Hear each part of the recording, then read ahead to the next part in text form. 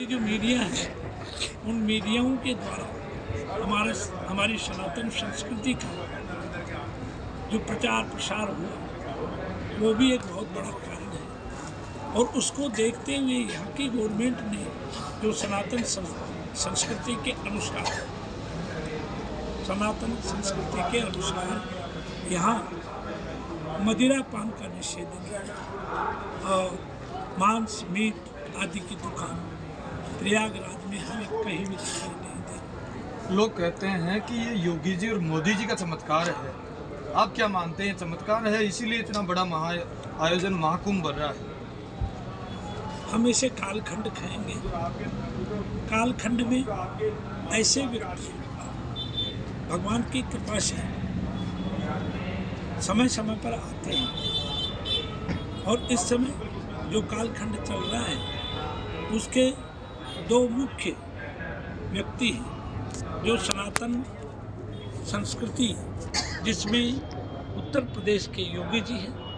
उन योगी जी का जो ध्येय है वो सनातन संस्कृति की तरफ और तीर्थों की महानता की तरफ और प्राचीन मंदिर मठ आदि की तरफ और विशेष ध्यान है।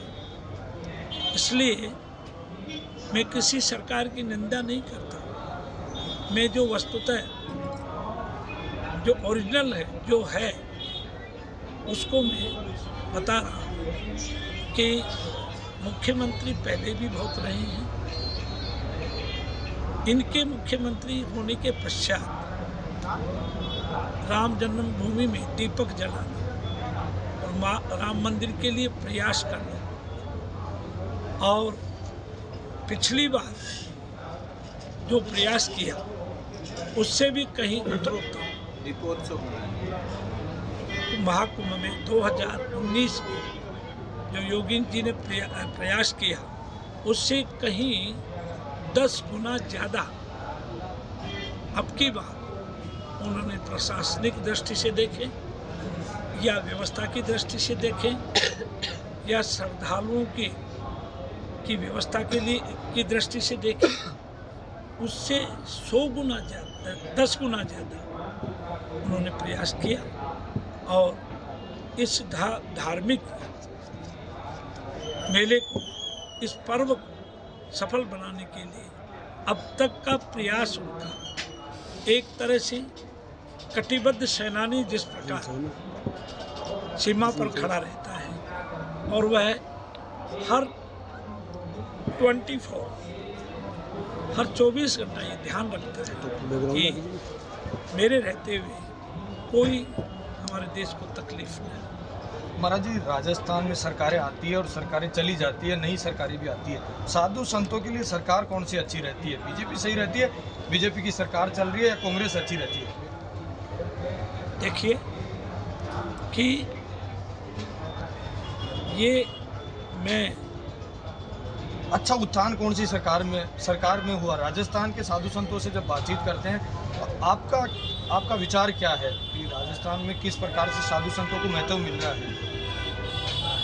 देखिए, मैं सभी सरकारों को मानता हूँ कि अपने अपने नज़रिए से सरकारें देखती हैं। कोई सरकार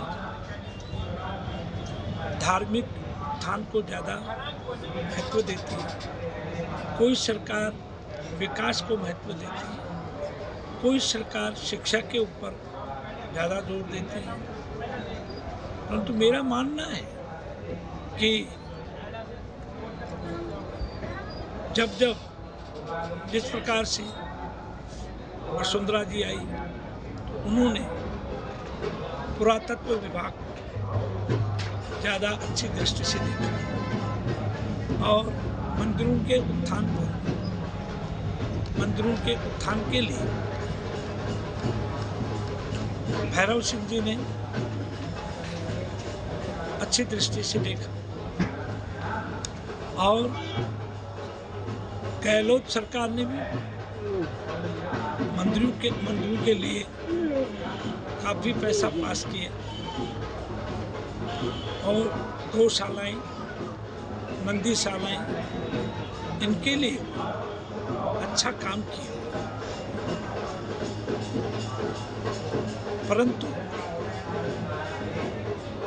मैं इस विषय में नहीं बोलना चाहता कि जहाँ सभी मानवों को एक दृष्टि से देखा जाए। हम मनुष्य एक 7 योनियों में से एक हैं।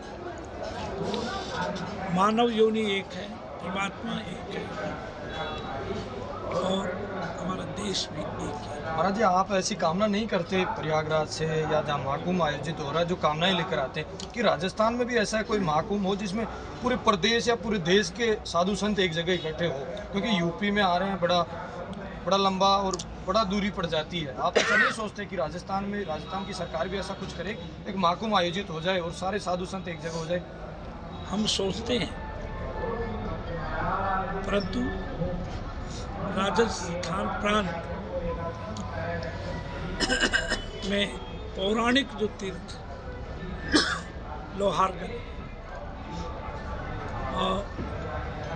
लोहारगल की 24 कोसीय जो परिक्रमा है, पुष्कर तीर्थ है और अपने नारायण ये गलता है। ये 3 जगह ऐसी है जहाँ कोई भी सरकार चाहे तो उस जगह पर महाकुंभ की बात हम वहाँ नहीं कर सकेंगे। इसलिए नहीं कर सकेंगे कि देवासुर संग्राम के पश्चात अमृत के लिए जो विवाद हो, उसके छींटे जहाँ जहाँ गिरे, देवताओं के हमारे 12 वर्ष होते हैं और देवताओं के 12 दिन होते हैं। उन 12 दिनों में जहाँ जहाँ छींटे गिरे अमृत के, उसी जगह महाकुंभ मेला होता है। तो लगा सकती है सरकार ऐसा कुछ? पुष्कर मेला है, लोहारगल मेला है, गलता तीर्थ का मेला है और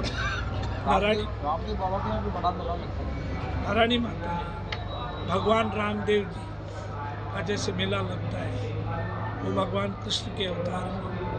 तो ऐसी जगह गवर्नमेंट चाहे तो हम संतों को, प्रवक्ताओं को और कथाकारों को बुला करके, और जिस प्रकार से बड़े बड़े मेले आयोजित होते हैं, शिल्प मेला, ये खाटू श्याम जी जो है, उसमें संतों को, कथाकारों को आमंत्रित करके यदि गवर्नमेंट ऐसा प्रयास करे तो क्यों नहीं हो सकता।